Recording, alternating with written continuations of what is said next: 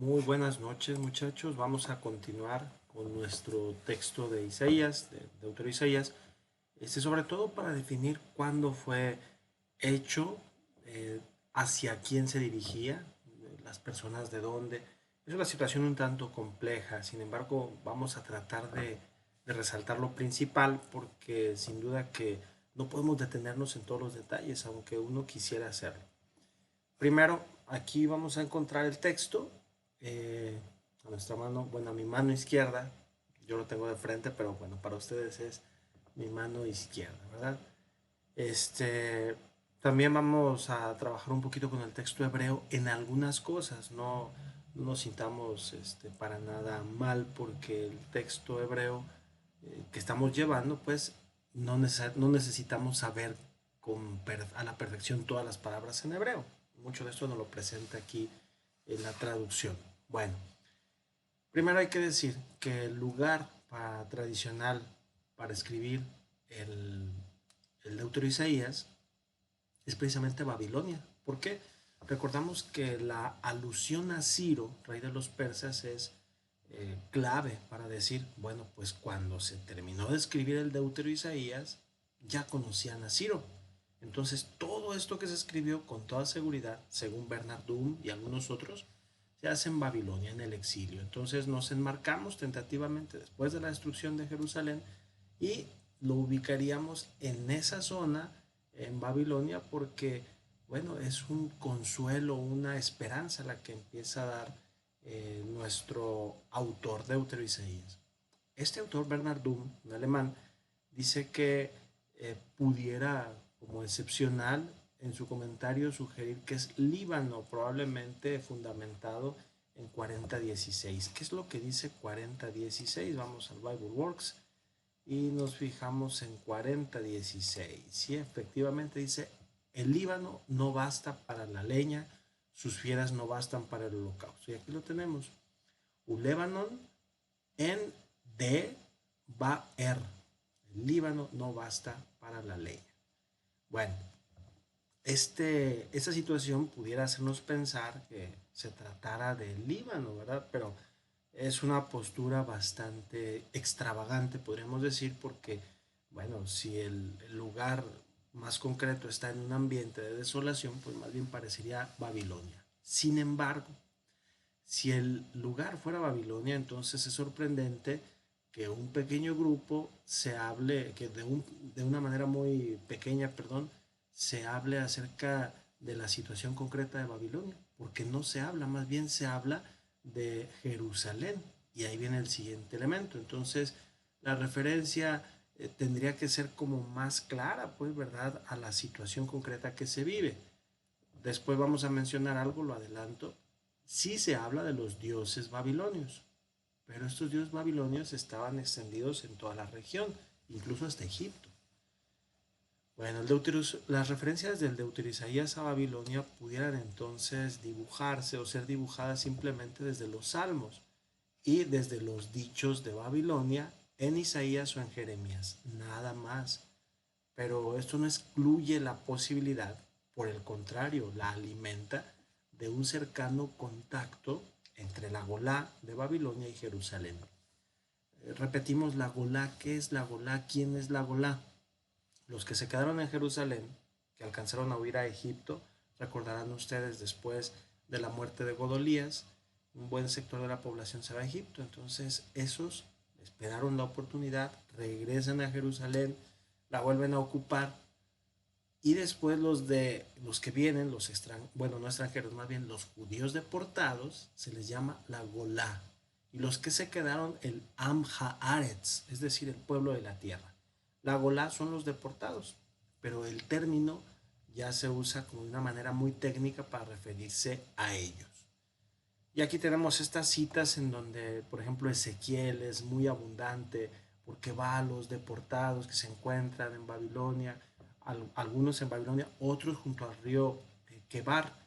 Entonces, esto llama la atención, pero no nos vamos a meter con Ezequiel, que es otro gran profeta, y también sería maravilloso detenernos un poco con él. Bueno, aquí los dioses babilonios, que son Bel y Nebo, aquí aparecen en el 46.1, son bien conocidos en cualquier parte. Por ejemplo, en Elefantina. Alguien dirá, ¿qué es Elefantina? Está en Egipto, es una ciudad muy próspera. Por aquí yo lo había separado, mire. Esta es la ciudad de Elefantina. Esta es la ciudad de Elefantina. Está aquí al centro, ¿verdad? Una ciudad en su momento comercial muy grande.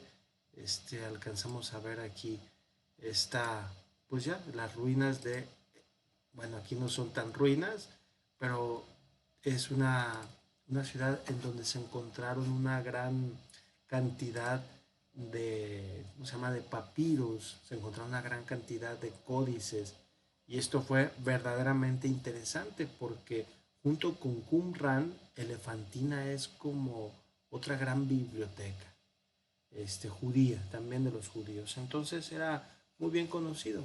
Aquí tenemos esta cita 4612. Bueno, aquí se satura el texto, pero vamos acá a BibleWorks y vemos entonces, ya me perdí una cita. 4612, perdón. 46:1 nos dice, se encorva Bel, se desploma Nebo, sus imágenes las cargáis sobre bestias y asémilas. Las asémilas, ¿verdad? Las mulas, los burros, y las estatuas que les cargan en andas son una carga abrumadora. Bueno, aquí iba a resaltar una palabra. Sus imágenes, así aquí está, ¿verdad?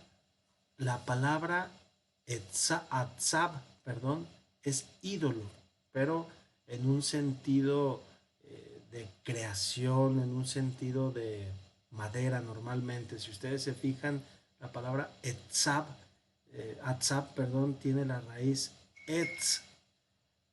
Nada más que vamos a ver si tiene, ya aquí dudé, porque creo que etz también es fuego. Entonces, vamos a revisar para evitar confusiones.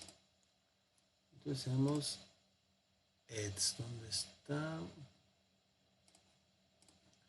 Muy bien. Entonces etz va a ser o árbol o fuego, ya dudé. Es árbol, efectivamente. Entonces volvemos a Isaías 46, 2, ¿verdad? No, en 1 y 2. Entonces, la palabra, efectivamente, Atzab, está referida a un ídolo, pero a un ídolo de madera, porque está ya presumiendo Etz como árbol, ¿verdad? Entonces, aparece esta raíz. Entonces, es un ídolo de madera. Eso es importante porque el ídolo de madera, que era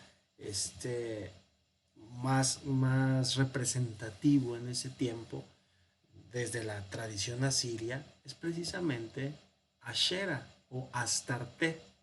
Ashera o Astarte, que es la misma. Y bueno, aquí vamos a ver si encontramos, esa no la tenía prevista, pero si encontramos a la diosa Ashera. Bueno, aquí la diosa Ashera era una diosa, no, aquí sale un gato, bueno, efectivamente, aquí la tenemos, es una diosa de la fertilidad, una diosa cananea, asiria incluso, ¿verdad? Sobre todo asiria, que aquí está representada. ¿A qué se les figura? Bueno, sobra decirlo, ¿no? Es una representación, bueno, no lo puedo hacer más grande, pero es una representación que se usa para el tradicional café Starbucks. Entonces aquí, si se fijan, es la diosa de la fertilidad, Ashera, que normalmente estaba hecha de madera. Vamos a ponerle acera y Starbucks. Creo que lleva una C, ¿verdad? Perdón.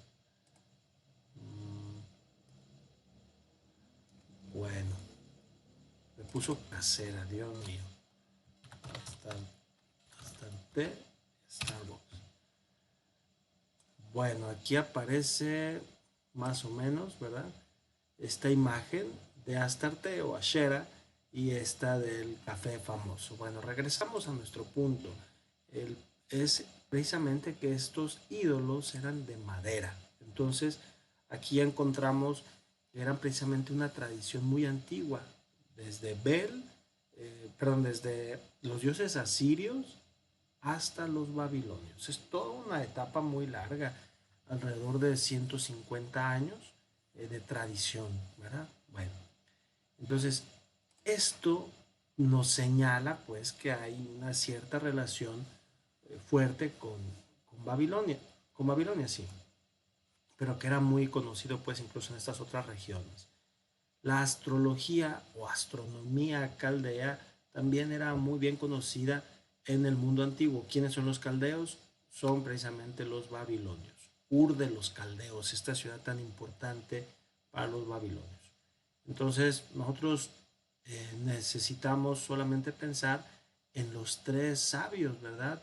Del este o del oriente, pues, ¿verdad? Que van a visitar al niño Jesús. Estos, dice aquí claramente tres sabios, nosotros los conocemos como reyes magos, pero eran precisamente conocidos por esta observación de las estrellas.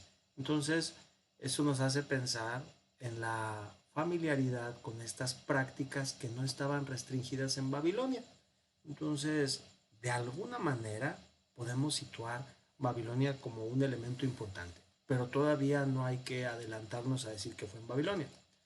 Más aún, la consulta acerca del lugar de realización y la consulta acerca del lugar de donde el autor compuso su trabajo, aparentemente serían dos cuestiones diferentes, porque la realización de este ánimo, de este entusiasmo, pudiera ser en Jerusalén y el autor pudiera estar en Babilonia, o incluso animando a los de Babilonia, el autor también podría estar en Jerusalén.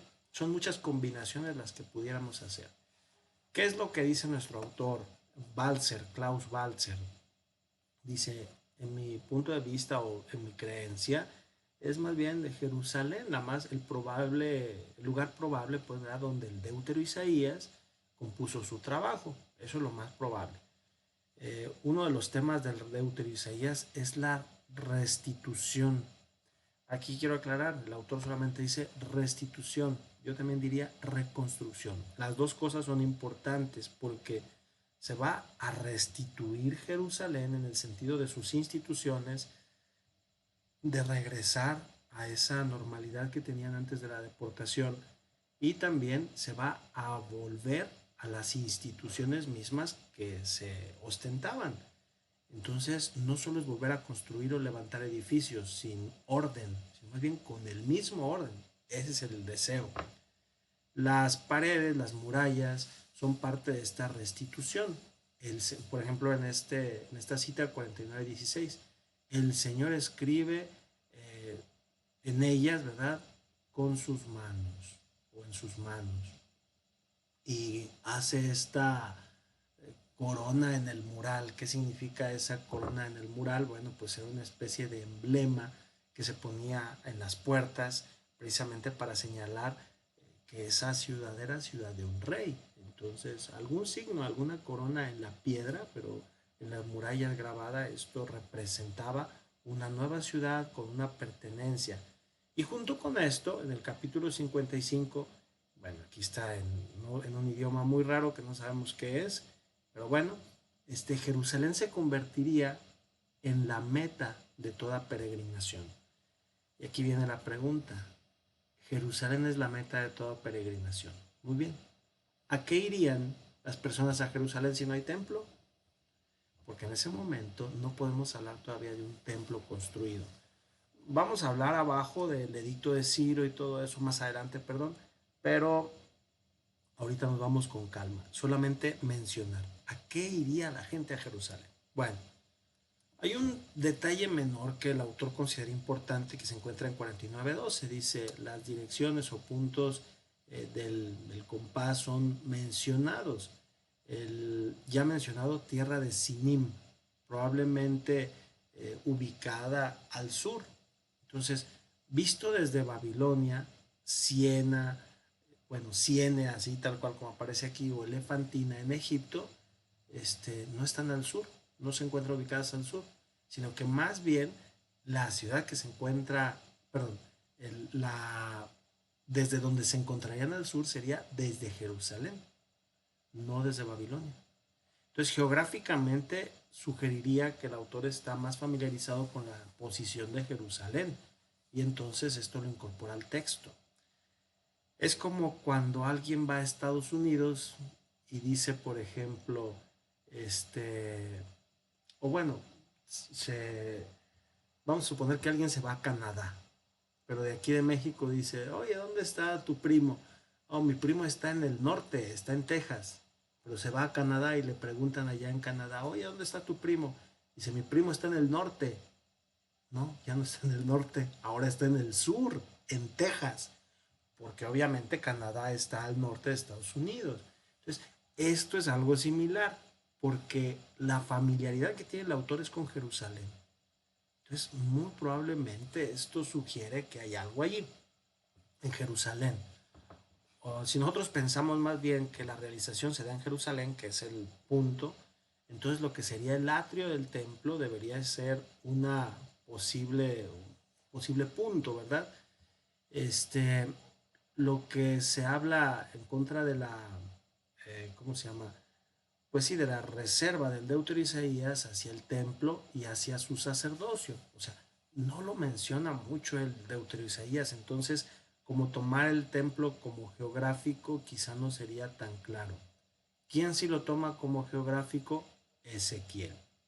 Recordaremos en esa visión que dice, no, y di tantos pasos al oriente del templo y de pronto el agua que me llegaba a los pies ya me iba llegando más arriba y después más al pecho y salió el agua y saneó el mar de la sal. ¿Recuerdan esa visión de Ezequiel? Pero para Ezequiel sí el centro es el templo. Para ese autor pareciera que no. Pero entonces si no es el templo, ¿por qué está mencionando a Jerusalén? Bueno, muy probablemente pues porque está en Jerusalén, pero quisiera utilizar la figura de Babilonia como para alentar a esa Golá, ¿verdad? Bueno, entonces es una situación del sur de la colina, pues del sur de Jerusalén, sería una posibilidad que se encontrara en esa colina, pero así con exactitud, no, es todo esto una hipótesis. Por lo tanto, pues no hay una, ¿qué se puede decir? Un escenario teatral extenso que requiera pues una audiencia especial, porque si están deportados, ¿a quién les va a predicar? Atención, esto es importante, no estaba totalmente vacía Jerusalén. Sin embargo, para los que estaban deportados, ellos pensaban que sí. Por eso cuando llegan, pues viene el conflicto, ¿qué hacen ustedes aquí? Entonces, la siguiente frase que encontramos ahora en el capítulo 52:11, váyanse de allí. Ese es interesante porque no es de aquí, sino váyanse de allí. No pueden tocar ustedes nada impuro. Purifíquense ustedes mismos. Ustedes tienen que cargar, llevar las vasijas del Señor. Esto pudiera tener una cierta relación precisamente con un pueblo que está allí que es impuro, que consideran impuro, pero en realidad fueron los otros que se fueron a Egipto, ¿verdad? Entonces, estas direcciones pudieran tener un doble sentido.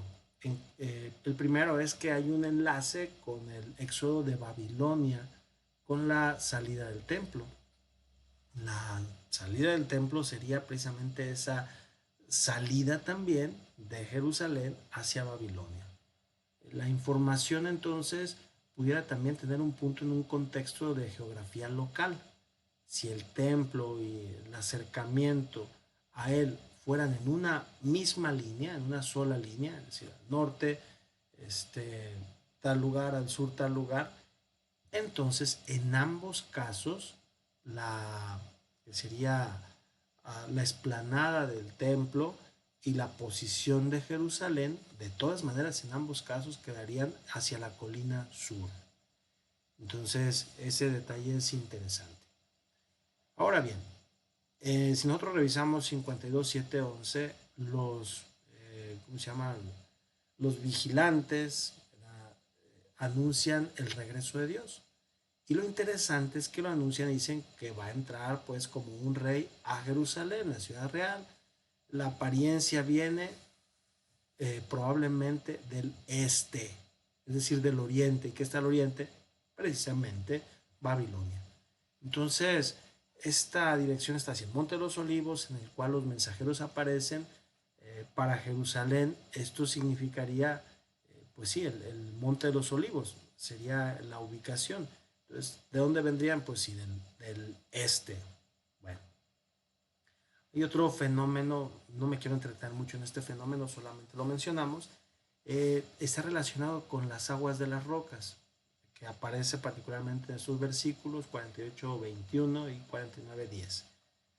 Aguas que en las cuales pues los viajeros, ¿verdad?, entraban al inframundo, entraban a una región muy especial en la mitología pues babilonia, y sería como una piscina en donde también, seguida por el modelo egipcio, el Rahab aparece, ¿verdad?, que puede ser simbólicamente asesinada. Y entonces esas piscinas, esas aguas que surgen de la roca serían como una cueva y un acceso para el inframundo. Y esto pues obviamente tendría influencia determinante de la mitología babilonia.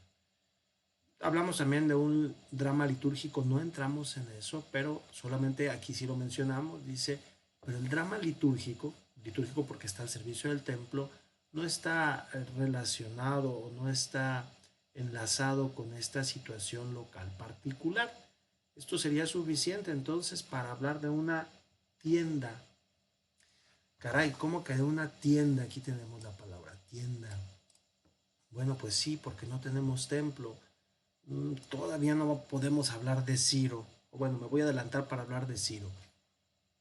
Ciro, rey de los persas, cuando da su edicto en el 538, ordena que todos los que son judíos y que están deportados en Babilonia regresen, pero que regresen a su tierra. Entonces la gente le dice, oye, pues está bien, vamos a regresar a nuestra tierra. Recuerda que la destruyeron, recuerda que la quemaron. ¿A qué regresamos? No se preocupen, dice Ciro, vamos, yo les voy a ayudar.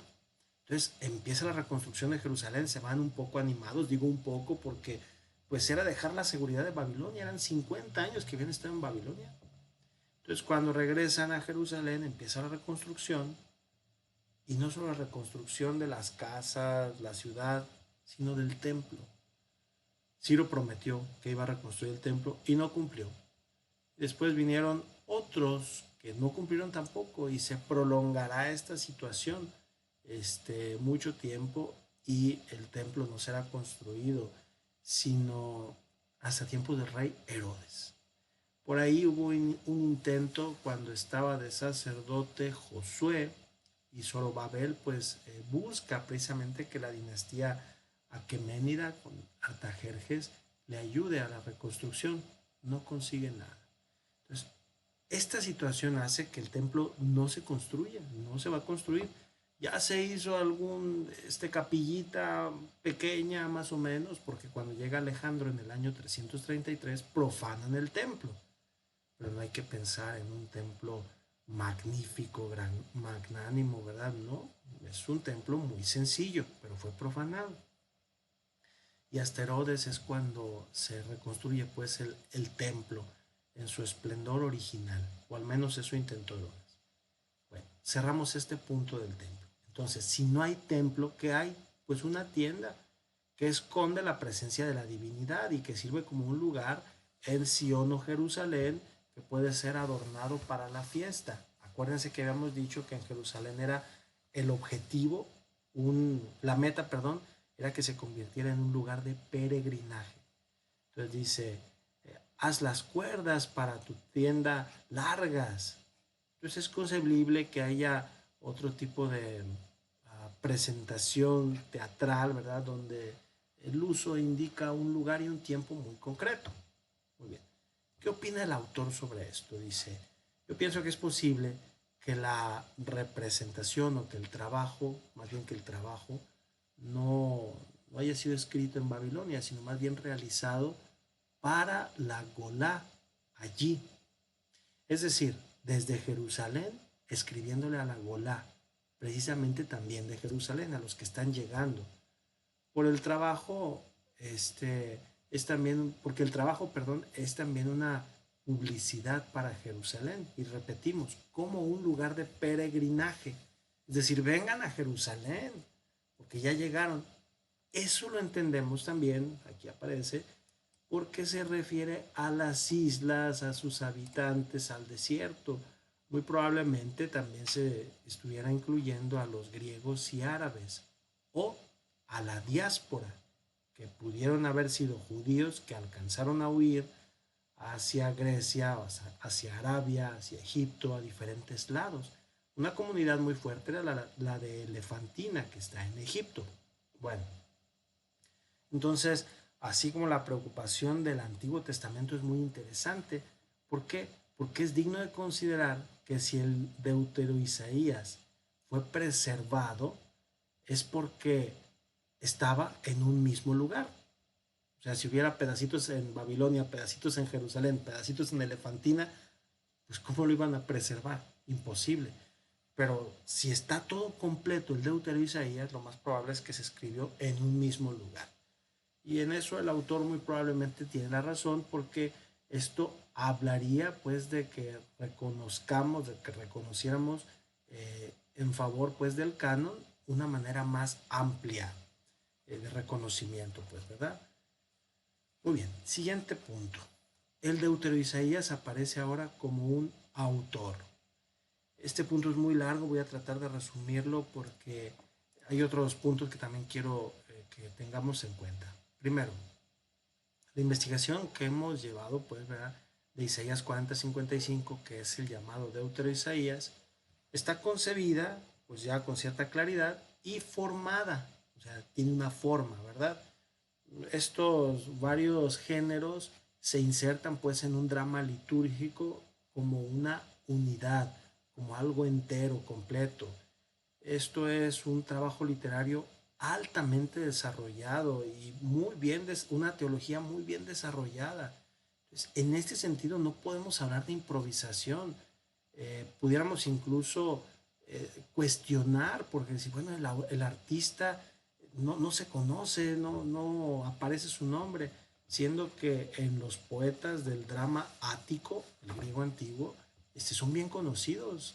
En Atenas incluso en los vasos, ¿verdad? Se grababa el nombre de los artistas quienes lo habían hecho. Entonces, ¿por qué? Pues quería una manera de orgullo, de presumir, ¿verdad? Y esto lo podemos constatar hasta el día de hoy en los museos, ¿verdad? Donde están esos vasos y ahí está el nombre. Entonces, era seguro que se ponía el nombre en contraste con los textos del Deutero Isaías. Por ejemplo, en 55:13, donde se cierra, ¿verdad? Diciendo que el único nombre que no va a ser borrado es precisamente el nombre de Dios. Entonces, esto hace pensar que el Deutero Isaías pudiera estar hecho por una sola persona. ¿En qué sentido? Pues que el autor de todo eso haya querido excluirse y quedar anónimo. Sin embargo, cuando nosotros estudiamos obras clásicas como de Shakespeare o Rembrandt, estas muestran de una manera muy cercana que son trabajos de arte muy, muy bien hechos, pero producidos por un grupo en el cual ellos estaban integrados. Entonces, no era tan sencillo esto, no era que solamente estos genios literarios hubieran compuesto todo y absolutamente todo. Es como alguien que guía una obra, por ejemplo, un edificio. Él no va a pegar todos los ladrillos, pero sí va a decir cómo hacer para que los demás sigan su idea. Entonces, tentativamente pudiéramos pensar esto. El problema continúa, pues, ¿verdad? De acuerdo a nuestro autor, porque este señor, el Deutero Isaías, tiene un inmenso, tal cual dice así, un inmenso conocimiento de la escritura que se manifiesta en los textos. Y es de verdad sorprendente. ¿Qué presupone esto? Primero que ya existía el Pentateuco, evidentemente.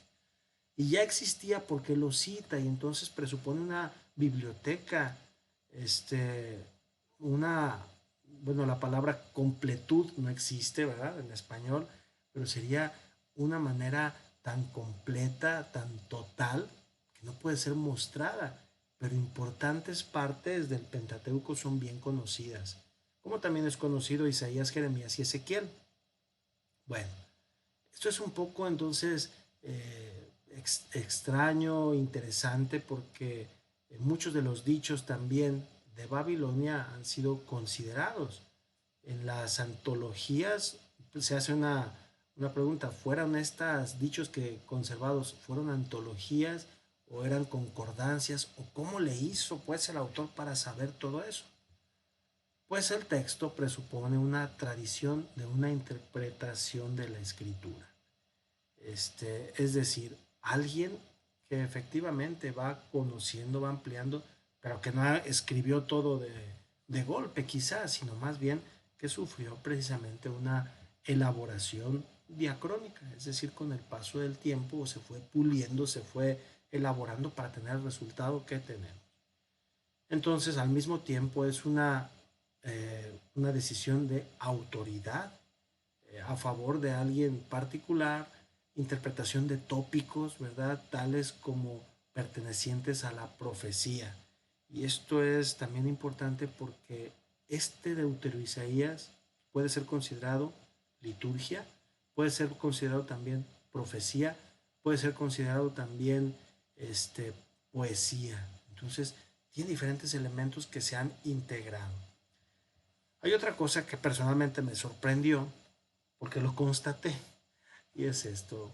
Usa muchos juegos de palabra. Este, mm, ahorita yo no recuerdo alguno rápido en español, pero, eh, por ejemplo, ay, ay, ay. Bueno, ahorita no recuerdo algún ejemplo muy rápido en español, pero todos esos que son juegos de palabras, que son combinaciones, que nos ayudan a interpretar algo, bueno, pues nos suelen dar risa, pero eso habla de una persona que conoce muy bien su lenguaje. Eh, bueno, esos juegos de palabra dependen entonces, ambos, los que dependen del oído y los que dependen del ojo, están en una muy alta calidad. El estilo, bueno, no el estilo, más bien la forma estilística, el dispositivo estilístico, si queremos llamarlo así, está verdaderamente, ricamente diversificado, es decir, no es el común, es alguien sabio. Por ejemplo, el juego en las series de vocales. ¿Cómo es esto? Pues sí, efectivamente que está jugando con las vocales. Yo buscaba un texto que fuera muy claro y encontré uno, que es el de 3031, 40, 30, 31. Si ustedes se fijan, estará por aquí. Y aquí lo tenemos. Es la cita número 1, 2, 3. Vamos a ver esta cita 3. Isaías 40, 30, ¿dónde está? 31. Muy bien. Que dice, aún los muchachos se cansan, se fatigan, los jóvenes tropiezan y vacilan. En español no nos dice mucho. En hebreo sí, porque pareciera un juego de palabras. Vamos mirando esta palabra que dice Beyafu, Beyafu, y luego Nearim. Entonces, se cansan los jóvenes. No suena igual, evidentemente. Beyafu Nearim. Pero luego vuelve a jugar. Aquí tenemos verbo, sustantivo, y aquí tenemos otra vez verbo. Vejigau, y si se fijan, este sonido es muy parecido a este. Vejigau, que sería se fatigan y se fatigan. Bajurim, bajurim, los jóvenes. Y si ustedes se fijan, aquí tenemos como una rima. Aquí tenemos una terminación en U, aquí también en U. Aquí tenemos una terminación en im, aquí tenemos otra terminación en im. ¿Y cómo termina? Con L y con, bueno, antes de la L, un sonido muy similar. Dice Kashul y luego Yikashelu. Entonces está jugando con estas palabras. Alguien puede decir, pues no se entendió muy bien el juego de palabras. Bueno, ahorita lo vamos a poner para que se entienda. Ya todo está preparado. Aquí vamos a escuchar el primer versículo. Vamos a tratar de interpretar, más o menos va a decir así: Veyiafu Nearim Veyigau Ubahurim Kashul Yikashelu. Pero ahora vamos a escucharlo por alguien que sí lo pronuncia muy bien. Bueno, antes de escucharlo, la página se llama Menchon Manre. Aquí pueden encontrar la Biblia hebrea en MP3. עוצמה ירבה, ויעפו נערים ויגעו, ובחורים כשול ייכשלו. ¿Se fijaron? O sea, cómo el juego de palabras es tan interesante, porque pareciera, bueno, él habla muy rápido, pero pareciera que está intercalando palabras. En esta otra cita, que es el 30-31, es muy similar. Vamos a ver, a escucharla. Más que aquí el volumen. No, bueno. Parece que es el máximo volumen. A ver si se sigue escuchando bien. וקובע אדוני יחליפו כוח, יעלו עבר כנשרים, ירוצו ולא ייגעו, ילכו ולא יעפו. Ahí se termina este capítulo 40. Pero es interesante, sobre todo en esa última parte, cómo juega con las palabras Velo y Yahu, ¿verdad? Yafu, aquí está. Entonces, es este estilo de un personaje que verdaderamente es profundo y muy inteligente. Esa es la página Menchon Manre, donde pueden ustedes, pues capítulo por capítulo, escuchar toda la Biblia hebrea, ¿verdad? Bueno, obviamente está hecha por judíos, pero sí está, ¿cómo se llama?, pegada al texto hebreo de la Biblia hebraica Stuttgartensia, que ahorita es el que nos rige, ¿verdad?, para las traducciones. Bueno, entonces, esta parte es importante. ¿Quién es ese entonces, ese personaje? ¿Quién es ese Deuterio Isaías? Pareciera alguien verdaderamente y supremamente culto. Sobre las cuestiones históricas no me voy a detener porque es tremendo esto, es larguísimo. Entonces no me voy a detener, me parece muy importante, pero no nos vamos a detener en eso. Vamos a brincar esto, mencionar los imperios, el neoasirio, solamente la fecha, 911 al 612, cuando es precisamente que se termina la dominación como tal, cuando van perdiendo las ciudades importantes para ellos y ya al final ni aliándose con Egipto consiguen enfrentar al gran capitán Nabucodonosor. No lo consiguen. Ya tuvieron o ya habían tenido algún encuentro con Nabopolassar, el papá de Nabucodonosor, y ya desde ahí las cosas ya se empezaron a poner mal. El siguiente imperio es el neobabilonio, no es el babilonio antiguo, sino este es el neo, que tentativamente surgirá en el 626 cuando van ocupando el mundo, cuando van acercándose incluso al imperio asirio y destruyendo varias de sus fortalezas. Quizá la más importante, aparte de Asur, sería Carchemish. Pero no nos vamos a detener en eso porque Carchemish era la ciudad bastión para dominar lo que sería la parte occidental. La parte oriental, bueno, pues eran otras ciudades. Pero Nínive y Asur, que eran las ciudades asirias, fueron conquistadas rápido por los neobabilonios. Aquí aparecen Nabónido, que fue el último rey, y que se rebelaron, ¿verdad?, los sacerdotes de Marduk, precisamente porque llegó Ciro y los convenció, y fue la manera de vencerlos. Después de que vence Ciro, precisamente en el 538, aquí dice 39, fue cuando empezó a hacer su pacto, que empezó a conseguir victorias rápidamente. En el 539, perdón, sube al trono, y en el 538 genera este famoso edicto, ¿verdad?, que el libro de Isaías lo va a llamar el edicto del Señor. Bueno, vienen los mismos reyes persas. Si esta rebelión nos la vamos a brincar. Sí, es que ya no me acuerdo dónde íbamos a continuar, pero todo esto nos íbamos a brincar, de esto no se preocupen. Mm, La posición económica es solamente para mencionarse, evidentemente, de que los pueblos están circunscritos entre estas regiones y entonces de alguna manera están influenciados, imbuidos por toda esta cultura. Bueno, aquí aparece también Alejandro, pero Alejandro no lo vamos a brincar. Alejandro lo podemos ubicar, ya me acordé, aquí vamos a continuar. En el año 333, cuando Alejandro, siendo muy joven, pues se convierte en un conquistador verdaderamente sorprendente, porque a donde llega, llega arrasando, pero de una manera verdaderamente sorprendente. Bueno, dejamos a todos estos conquistadores. Los griegos fueron los últimos después de los persas, los que conquistaron y los que se extendieron pues en todo el mundo, incluso hasta Egipto.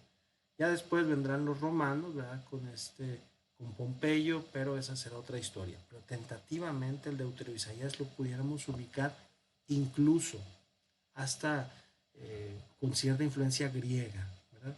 Que hay que decirlo, hay que repetirlo, aún con los persas el imperio griego ya existía, porque por ahí hubo algún problema con los persas, unas ciertas batallas importantes que, bueno, también fueron decisivas. Por ejemplo, la batalla de Maratón.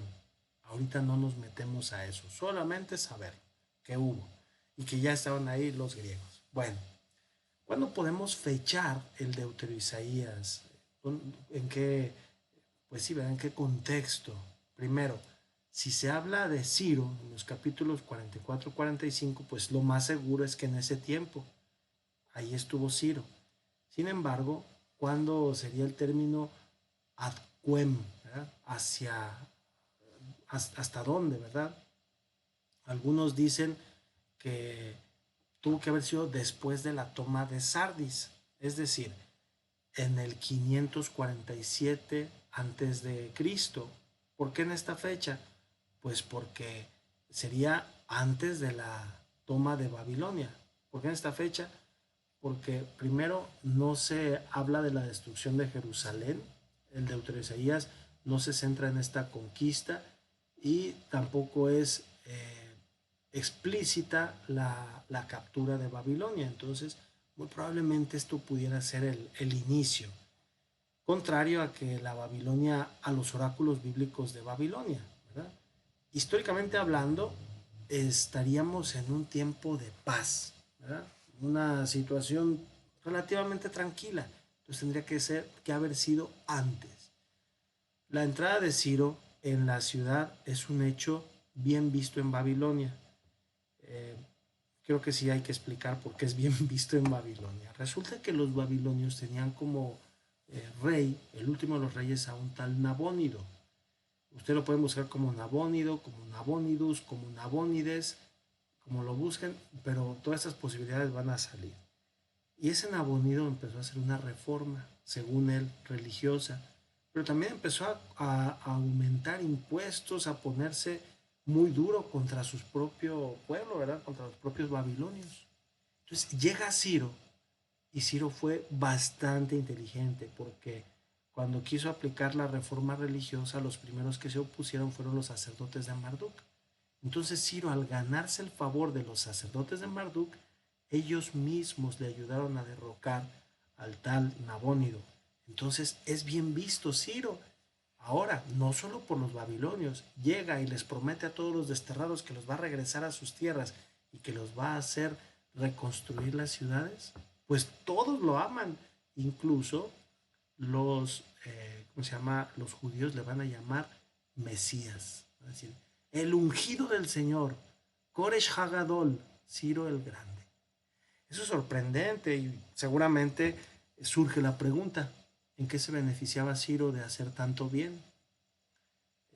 Podríamos aplicar una frase, un dicho muy mexicano, no daba paso sin guaracha. Sí, vamos a liberar Babilonia, pero en adelante Babilonia va a ser un pueblo, ¿cómo se llama? Tributario, es decir, van a pagar tributo a Persia. Sí, vamos a reconstruir Jerusalén, van a ser ahora un pueblo grande, bonito. Les vamos a hacer un templo. Y ya que tengan un templo y ya que sean un pueblo constituido, me van a pagar impuestos. Entonces todo esto era precisamente para Ciro simplemente invertir un poco y después obtener aquello que había invertido. Entonces por eso fue bien visto su entrada en la ciudad, como casi un dios. Entonces es muy posible, pues, ¿verdad? Colocar la fecha del Deutero Isaías al final del siglo sexto, con el inicio, pues, ¿verdad?, del gobierno persa. El autor piensa entonces que hay algunas buenas razones para asumir esta fecha como posterior, ¿verdad? Es decir, él considera que no sería su escritura tentativamente en este siglo sexto, sino muy probablemente hacia el 450 o el 400 antes de Cristo. ¿Por qué? Bueno, pues él considera que hay unas exégesis de pasajes individuales que pudieran reflejarlo. El primero, el tema del Deutero Isaías no es una renovación de la dinastía y del reinado de David, del reino de David. ¿Quién sí hablaba de eso? El deuteronomismo. Recuerdan que el deuteronomismo tenía como meta una dinastía davídica. Entonces, ese era el centro. Acá ya no. Entonces, si en el regreso de Babilonia está como esa fuerza, esa intensidad para hablar de una dinastía davídica, de un rey davídico, ahora como que ya miran con mucho cuidado la dinastía davídica. Entonces, muy probablemente no es exactamente o justamente del siglo sexto. Dice el autor, no se encuentran expectativas mesiánicas expresadas pues de este tipo en el exilio, como las de Ezequiel, y posteriores, como la de Ageo, ¿verdad? Que miran también a Zorobabel casi como un personaje superior, dice, un hombre alto que se distinguía entre todos, era Zorobabel. No se miran esas expectativas mesiánicas, sino más bien que ahora la transferencia se hace a Ciro. Aquí yo haría un paréntesis, se hace a Ciro, pero transfiriéndole a él esas expectativas mesiánicas, porque parecería que aún siendo un rey, aún siendo un extranjero, es totalmente aceptado. Entonces, cuando es llamado Ciro, el ungido, que es en 45.1, dice el autor, no se espera que sea precisamente un representante de la dinastía davídica, no, sino más bien ungido de Dios, directamente. Muy bien. La reconstrucción del templo no es un tema que comprometa el interés del Deutero Isaías, no se basa en eso, aunque ya hablamos de esta reconstrucción. Ciertamente toma lugar bajo las órdenes de Ciro, pero no se llega a reconstruir, ¿verdad? Dice en contraste al profeta Ageo y probablemente también Zacarías, cuando se da otro esfuerzo para la reconstrucción del templo.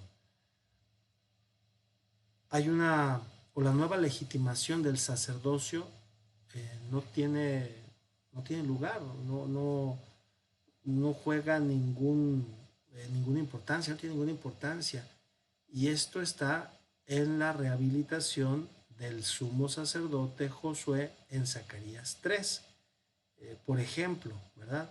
Porque ahí ya precisamente en Zacarías el sumo sacerdote pues es de alguna manera impuesto, porque mucho tiempo no hubo templo, no hubo sumo sacerdote y entonces ahora es impuesto muy probablemente de los que fueron al destierro, al exilio. Por otra parte, la crítica de la actitud del Deutero Isaías hacia el sacrificio es clara, ¿verdad? Podemos revisar Isaías, vamos, esta cita que es más breve, 52.5. Isaías 52.5. Pero ahora, ¿qué hago yo aquí? Oráculo del Señor. A mi pueblo se lo llevan de balde, sus dominadores lanzan aullidos, oráculo del Señor, y todo el día sin cesar ultrajan mi nombre. Esta parte es interesante, dice, a mi pueblo se lo llevan de balde, sus dominadores lanzan aullidos, oráculo del Señor, y todo el día sin cesar ultrajan mi nombre. Es decir, ¿para qué celebrar sacrificios si está esta situación tan comprometida de profanación. Y es que en el encuentro de estos dos pueblos, los que llegan y los que se quedan no quieren que se instalen los que regresaron del exilio. Entonces se sabe que pues iban ahí a tumbarles los altares, a tumbarles las cosas, porque los que se quedaron tenían otra visión de pueblo. Ellos más bien pensaban que Dios estaba con ellos simplemente por ser el pueblo elegido, por nada más. Bueno, en Nehemías nos vamos a dar cuenta de la reconstrucción precisamente de las murallas del templo, que va y pide dinero y todo y regresa para reconstruir el templo. Bueno, aquí nos habla de esta reconstrucción de Jerusalén como ciudad. El punto no es solo el regreso de los deportados de la Golá, sino también otra vez como un centro de peregrinación a Jerusalén. Muy bien, entonces si consideramos en la fecha, dice el autor que él está convencido pues de los paralelos entre el Deutero Isaías y las medidas tomadas por Nehemías, y entonces pudiéramos más o menos encontrar similitud. Nehemías hacia el año 450 tentativamente estaría ubicado. Entonces ya estaríamos un tiempo posterior. Hay que decir, y eso también conviene remarcarlo, que no significa que porque en ese momento se haya terminado de escribir, lo anterior no cuente, ¿no? O sea, muy probablemente todo lo anterior es parte de un bagaje histórico con el que carga el autor y que va integrando, pues, ¿verdad?, dentro de su texto.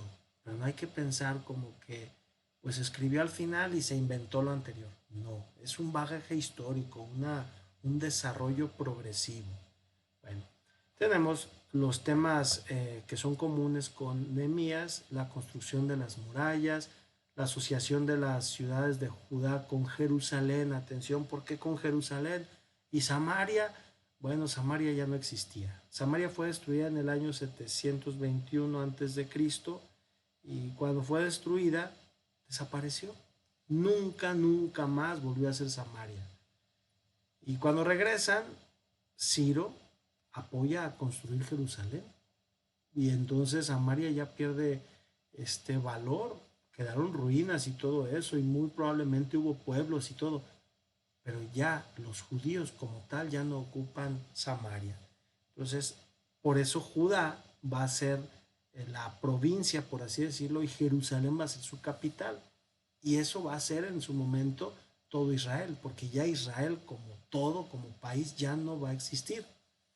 Bueno, la liberación de los pueblos esclavizados a causa de la deuda o de las deudas también es un tema común.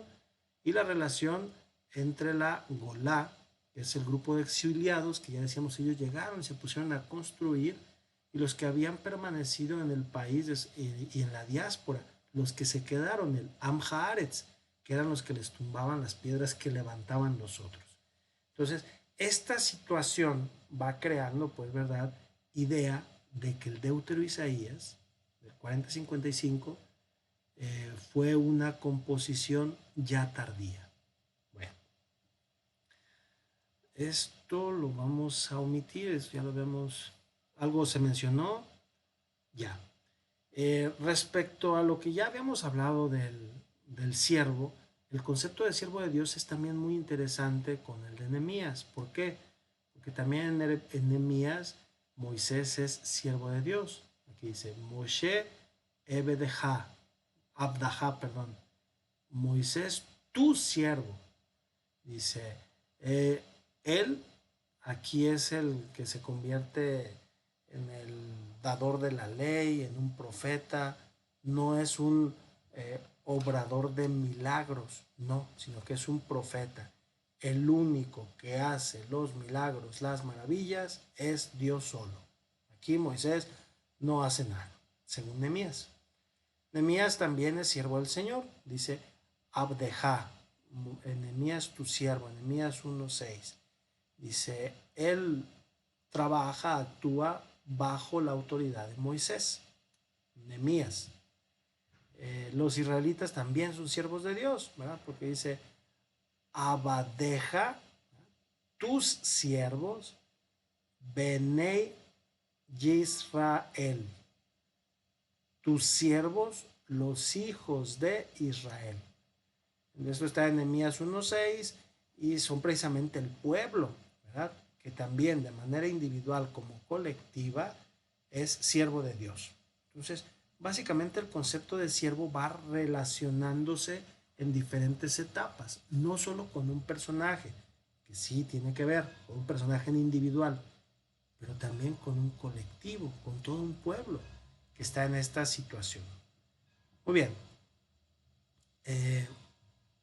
Esto, concepto de siervo. No, esto lo vamos a omitir. Aquí está, ¿verdad?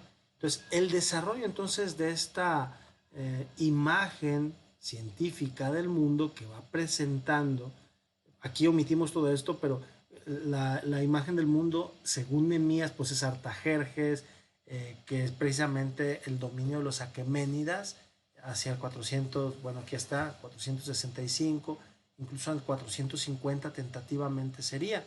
Entonces, presupone también que el Deuterio Isaías queda muy bien en este periodo, a la mitad del siglo V, hasta su final.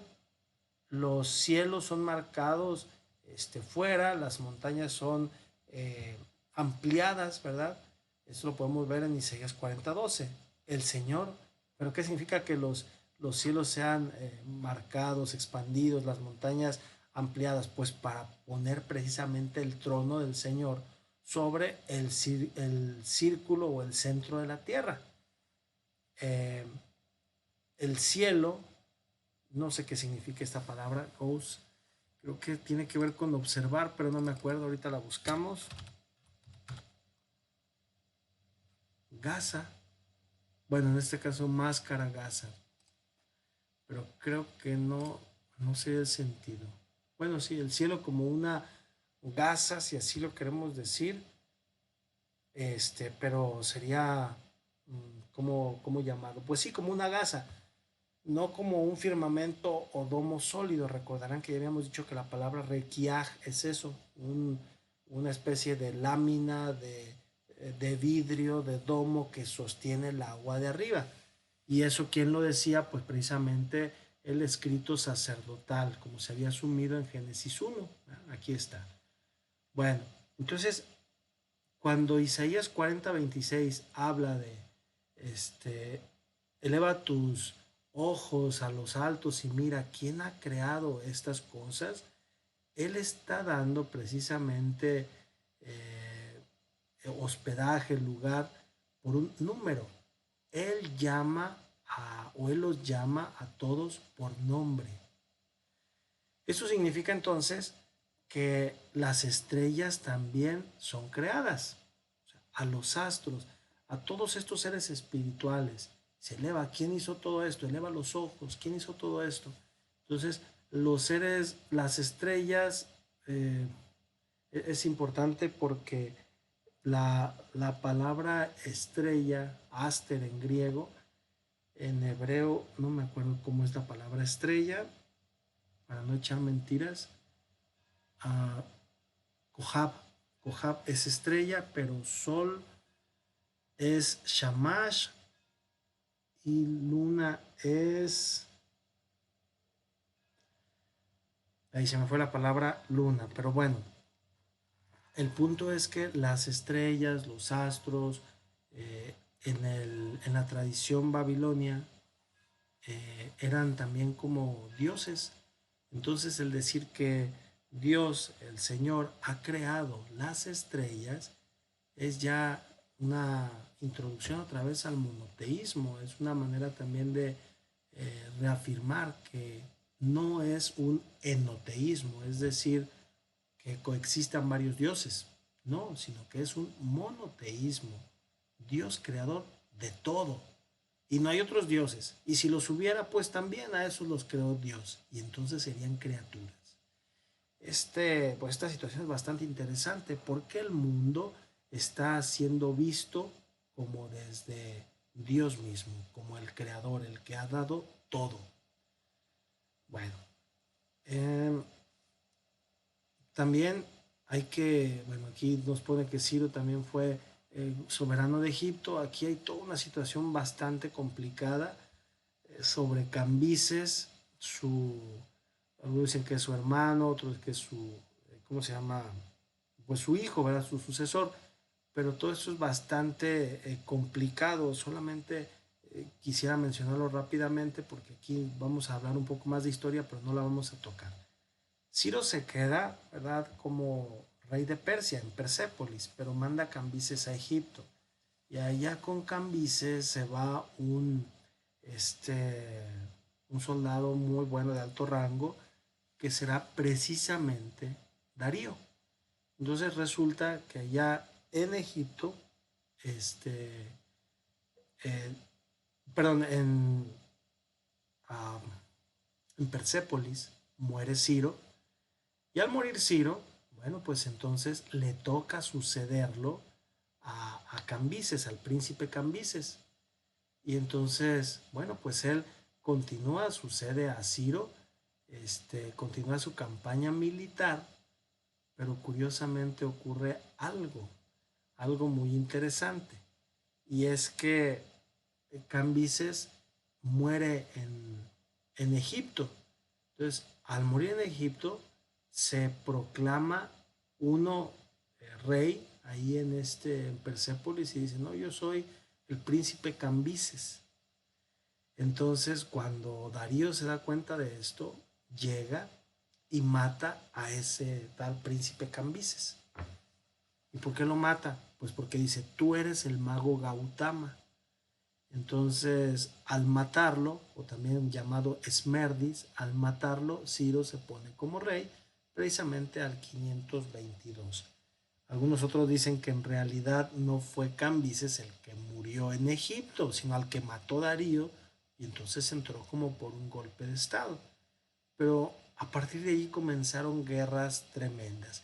Entonces, toda esta parte histórica, que es bastante interesante, también la vamos a omitir un poco, porque tenemos el deseo más bien de entrar a analizar los textos en sí mismos.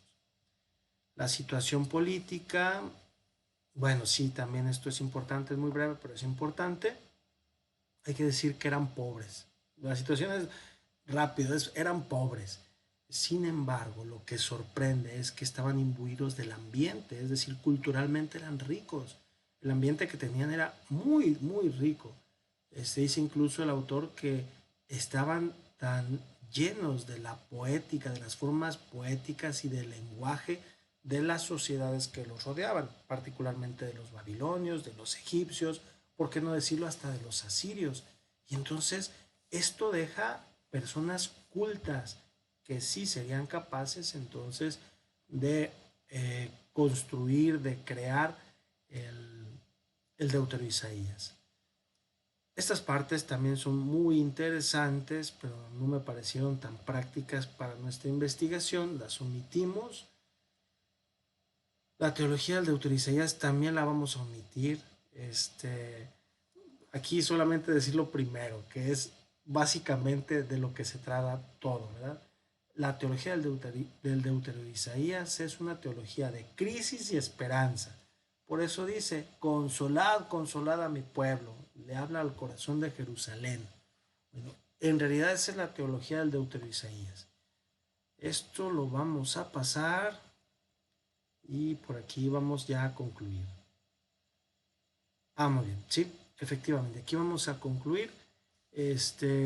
Las declaraciones del reinado de Dios van a tener esta temática quizá no mesiánica, como dice el autor, que él no considera que ha sido un mesianismo davídico, pero ya de un nuevo reinado, lo que implicará la confianza directa en Dios. Vamos a dejar esto aquí y nuestro siguiente video, primeramente Dios, será la exégesis del primer cántico, pero ahora sí en cuanto tal. Ya tenemos más o menos la ubicación histórica de cuando se escribe el Deutero Isaías. Ya conocemos ahora un poquito más de esta teología del Deutero Isaías. Ya sabemos un poco más quién es el siervo, qué relación tiene. y bueno, hemos, considero yo, abordado más temas. Tristemente no podemos abordarlo todo, pero bueno, ya tenemos más elementos de reflexión. Primeramente Dios, continuamos con nuestro siguiente video, que será precisamente la, la exégesis del primer cántico del cielo. Muchas gracias, que tengan todos un muy buen día.